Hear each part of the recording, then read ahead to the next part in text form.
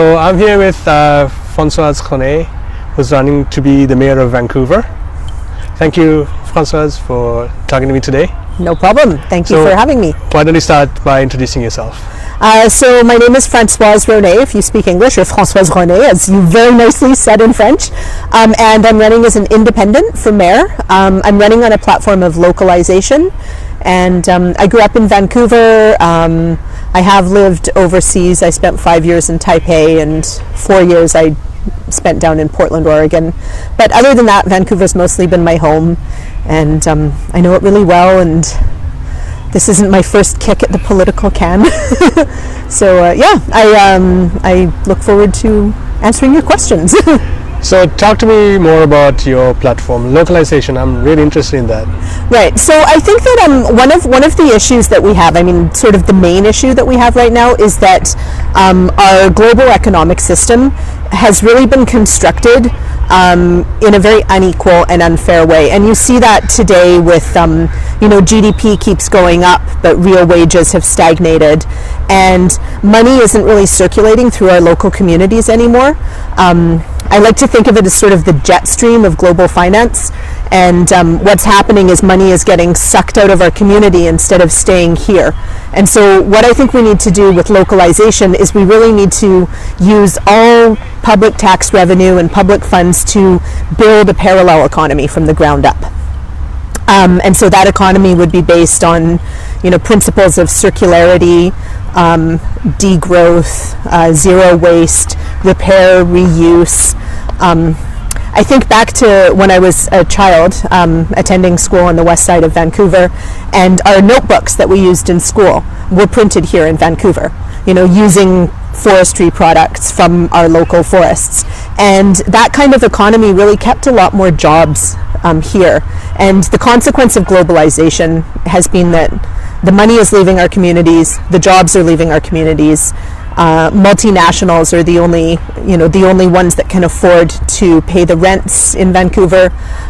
So I think that by relocalizing our economy, we can really bring about change much more quickly than waiting for the global economic engine to change track on its own. I think we need to build something parallel from the ground up.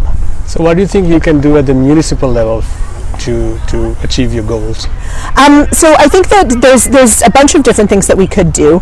I would like to see more opportunities given to local independent businesses. So whatever we can do with tax levers and subsidies and that kind of thing to support our local businesses. So the idea that an independent coffee shop would be supported, but the multinational chain on the same block wouldn't be.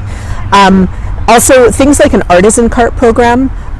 We've had a lot of success with food trucks, but if people could get a vending permit from the city, and then they'd be able to sell their goods wherever they could.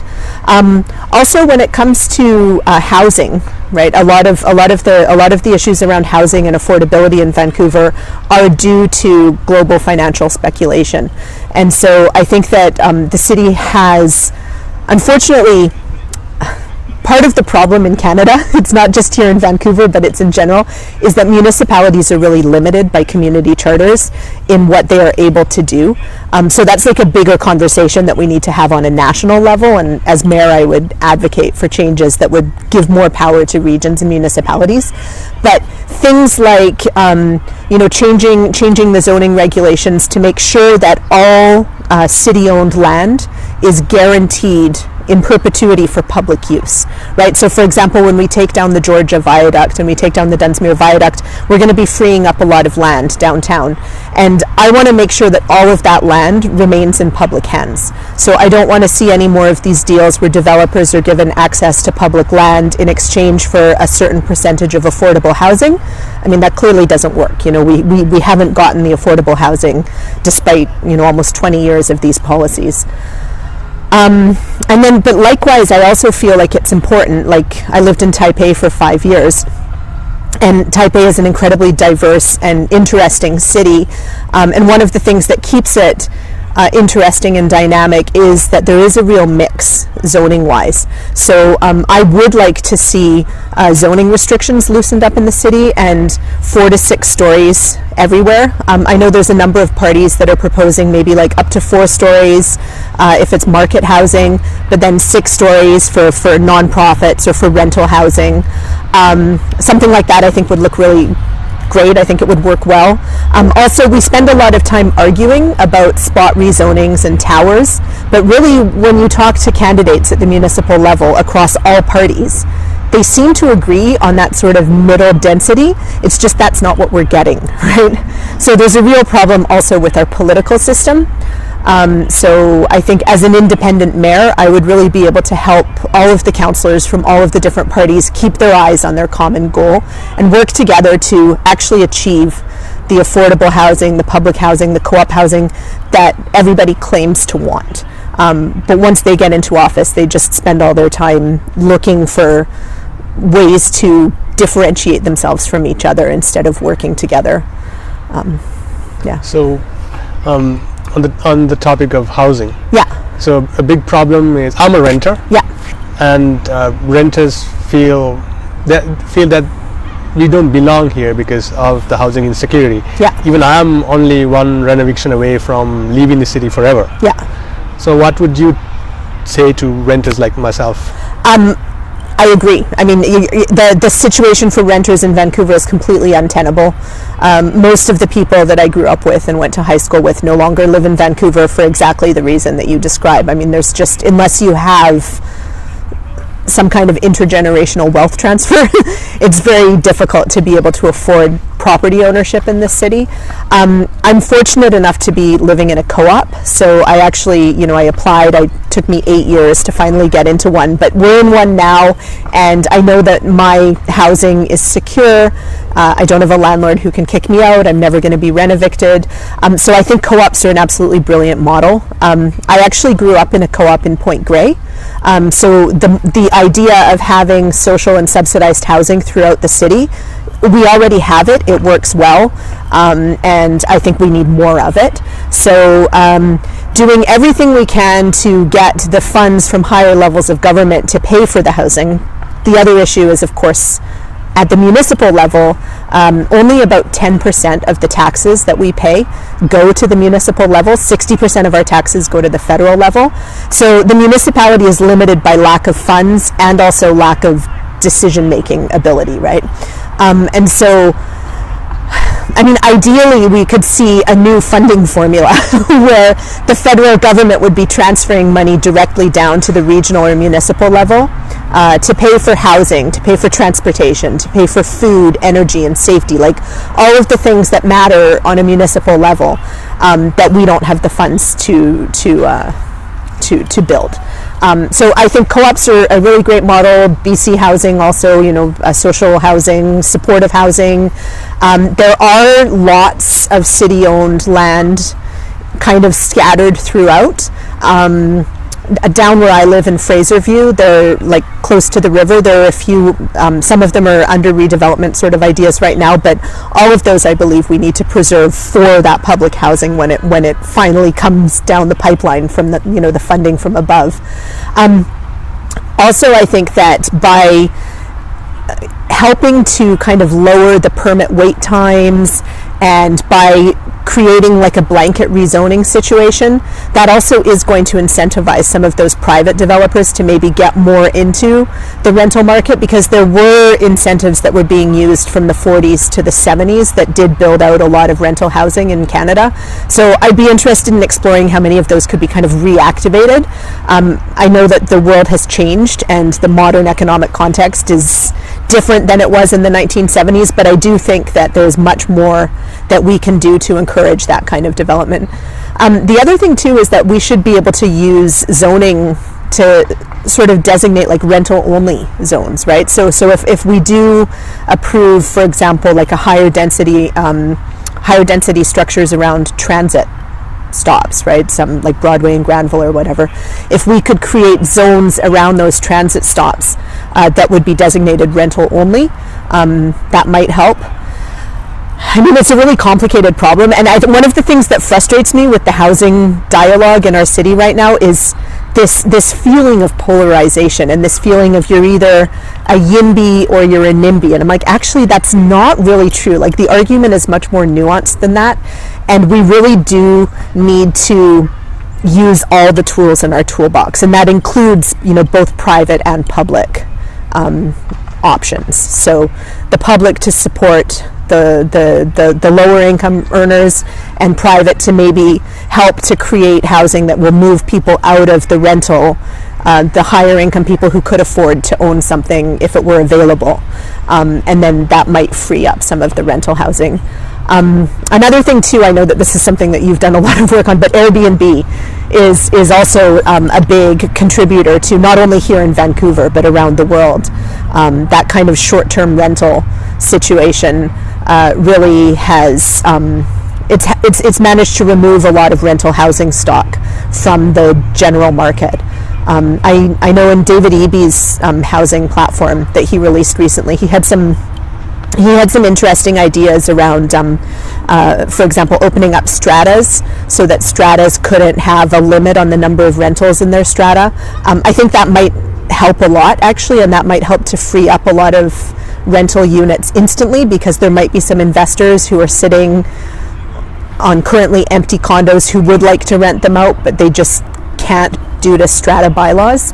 I mean, we have to consider everything, right? It's not about calling each other names and saying, like, I'm on this side and you're on that side. It's about saying, oh, that's a really interesting idea, and maybe we can work together on a solution, right?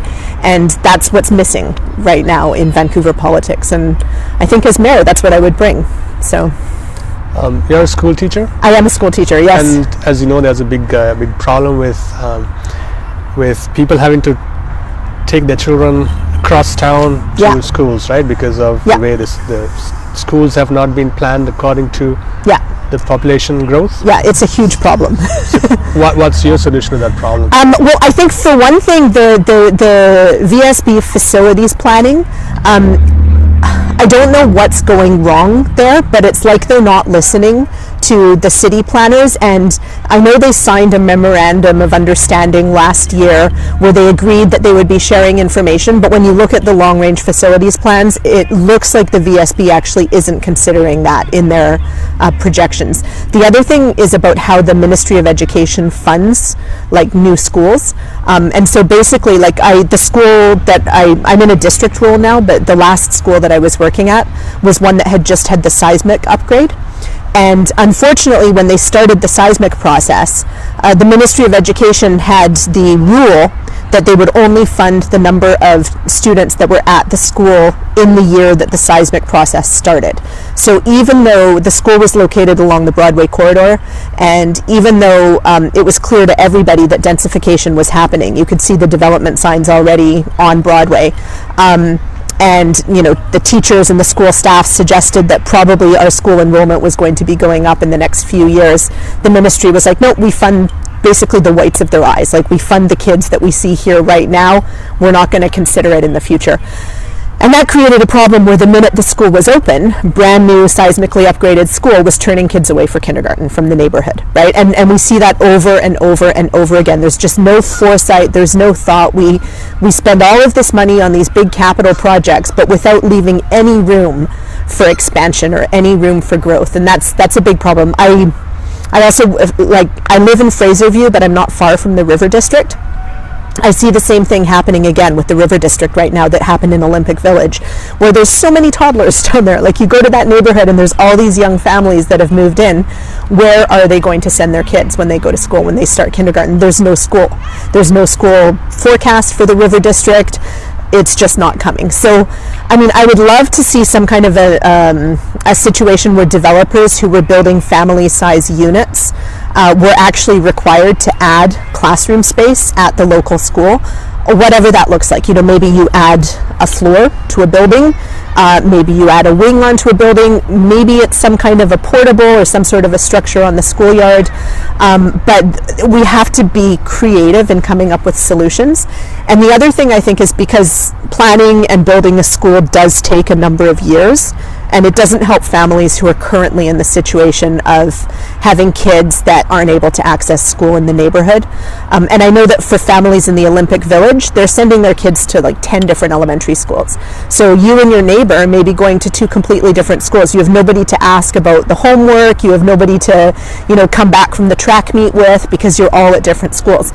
So I think that one short-term kind of stopgap solution would be that we should actually be busing kids from those neighborhoods to the empty schools, because there are schools that are at risk of closure because they're under-enrolled. And so we should be taking school buses from the over-enrolled neighborhoods so that all of the kids from the neighborhood can still, at the very least, be going to the same school, and it keeps that community feel, and it also prevents parents from having to drive all over the city, which is terrible for climate change, and it's absolutely not about the active transportation that the city supposedly stands for, right? So that's a temporary measure. I realize that busing to another neighborhood isn't the best solution long term. We need the schools, but in the meantime, I think that that's sort of an immediate thing that we could do to alleviate things and make it a little bit easier for families. So I have one final question, and this is more about the process of this election. And you've talked about how it's been extremely difficult for an independent candidate to get their voices heard. Absolutely. Can you speak a little bit more about that? I think it's really interesting because I also ran as an independent for council in 2018, and my experience in 2018 was refreshingly positive. I felt like I got a lot of media coverage, I was included in a lot of the debates, and I was pleasantly surprised at how willing people were to include independent voices on their panels. This year it's been the complete opposite. I even had the situation where I was invited to a debate, the debate was confirmed, they emailed me back, just want to make sure you can come. I got an email like a week later, oh, we've revised the rules of the debate and we're no longer going to be able to include independents, right? So we are rescinding your invitation. So this year it's been the opposite. When I think, what could it possibly be? I think the biggest reason is that in 2018, our current mayor was running as an independent, and so maybe there was a little bit more of a political motivation in terms of raising independent voices and making it seem like we were a viable choice. And this year, nobody wants us to be a viable choice because they want to continue the narrative that there's nobody to the left of our current mayor, right? There are no other progressives running for mayor, that he's the one choice. And that's been frustrating, to kind of come head to head with the political machine. I don't know, I can't point fingers at anybody in particular, but I do feel like there has maybe been a bit of a more conscious effort to keep us from being heard to the degree that we were heard in 2018.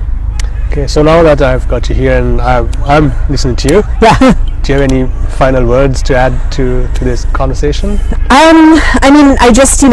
You've mentioned I'm a teacher, so I actually have a lot of experience in taking people who have very diverse viewpoints and who come from a wide variety of different backgrounds and getting them literally onto the same page, and moving forward step by step and getting the job done. And I think I'd be able to do that on council. I've had so many different jobs. I would be surprised if there's any mayoral candidate who has a resume as diverse as mine. Everything from broadcasting to retail to restaurant work to, working with people with developmental disabilities to Parks Board youth work to, I really have done many different jobs, and I've lived in all neighborhoods of the city. And I feel like I know it well, and, it's my home. I love it. I know that we can do better, and I hope voters will give me a shot on Saturday. Okay, thank you so much. Thanks for giving me the opportunity. Talking to me today. Okay, thank you.